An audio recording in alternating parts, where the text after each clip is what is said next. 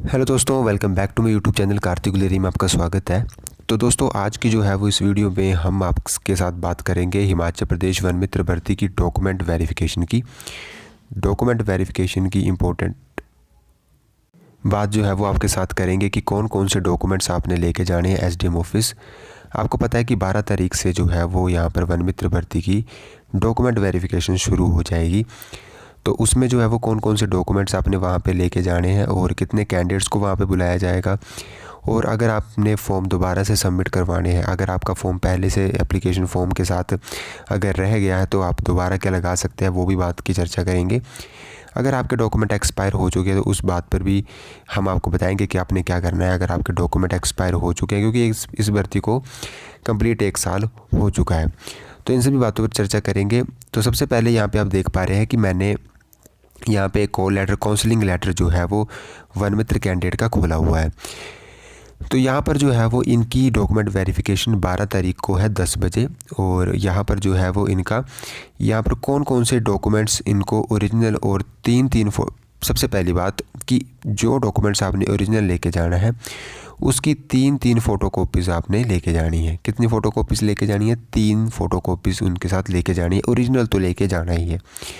सबसे पहले डॉक्यूमेंट की बात करते हैं, परसेंटेज मार्क्स ऑफ 12th। तो सिंपली 10+2 का +2 का सर्टिफिकेट आपने लेके जाना है, जिसमें कि आपने जो है वो उसमें 3 फ़ोटोकॉपीज़ आपने लेके जानी है और इसको ओरिजिनल भी वहाँ पे लेके जाना है। सेकंड डॉक्यूमेंट की बात करते हैं, 3 पासपोर्ट साइज़ फ़ोटोज़ लेके आपने जानी है। 3 पासपोर्ट साइज़ फ़ोटोज़ आपने वहाँ पर अपनी लेके जानी है खुद की। फिर नेक्स्ट डॉक्यूमेंट आ जाता है आधार कार्ड या आइडेंटिटी कार्ड मैंडेटरी। तो दोस्तों, आपको पता है कोई भी आइडेंटिटी जैसे आपकी आधार कार्ड है उसको भी आपने लेके जाना है ओरिजिनल, और उसके साथ आपने जो है वो यहाँ पर उसकी 3 फ़ोटोकॉपीज़ भी लेके जानी है। नेक्स्ट डॉक्यूमेंट की बात करते हैं तो काफ़ी बच्चे जो है वो कंफ्यूज हो रहे हैं कि रेजिडेंस प्रूफ में क्या लेके जाना है। तो रेजिडेंस प्रूफ में बोनाफाइड आपने लेके जाना है। बोनाफाइड ओरिजिनल आपने जो है वो लेके जाना है। अगर आपका इसकी वैसे तो आप इसकी वैलिडिटी जो है वो परमानेंट होती है, परमानेंट वैलिडिटी का बनता है ये। अगर आपके पास एक्सपायर हो चुका है या आपका पुराना है तो आपने इसको नया बनवा लेना है। आपका रेजिडेंस प्रूफ में आ जाएगा बोनाफाइड। और काफ़ी बच्चे कह रहे थे कि बोनाफाइड और डोमिसाइल तो ये एक ही चीज़ होती है, एक ही चीज़ को कहते हैं मूल निवास प्रमाण पत्र बोनाफाइड। फिर नेक्स्ट आ जाता है डेट ऑफ बर्थ प्रूफ में।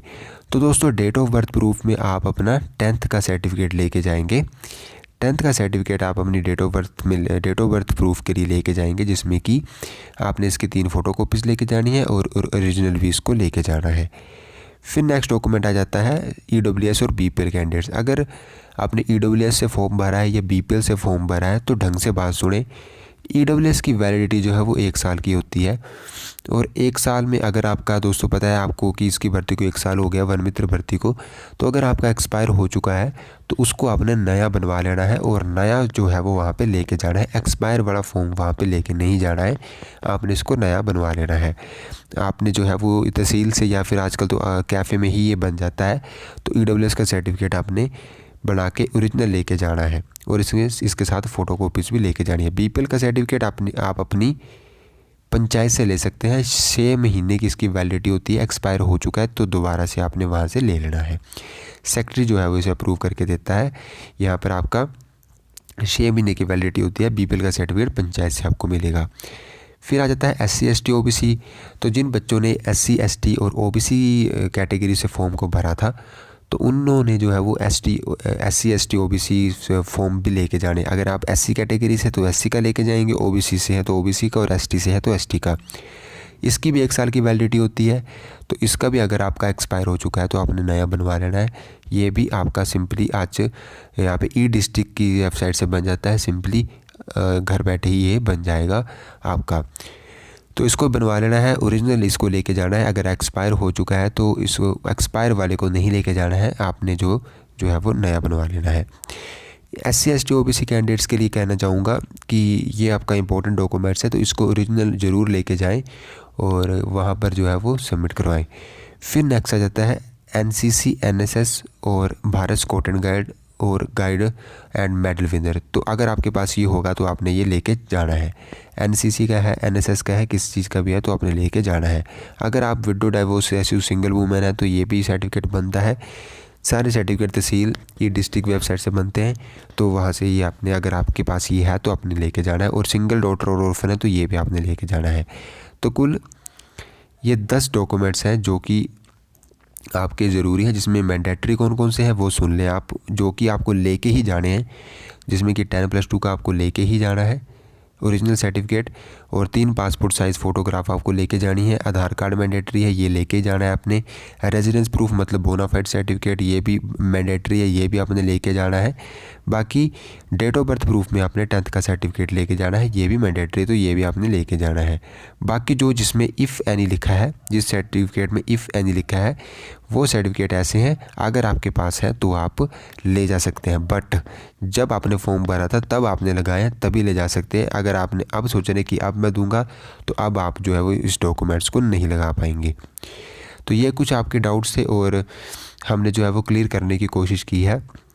बाकी जो है वो 12 तारीख से जो है वो ज़्यादातर यहाँ पर आपकी जो है वो यहाँ पे डॉक्यूमेंट वेरिफिकेशन वन मित्र भर्ती की शुरू होने लग पड़ी है। और अगर आप मैसेज या फिर आपको कॉल नहीं आया है तो वो भी आपको आ जाएगा। 1-2 दिन का वेट कीजिए, 15 तारीख तक का वेट कीजिए, सभी को कॉल या मैसेजेस आ जाएंगे।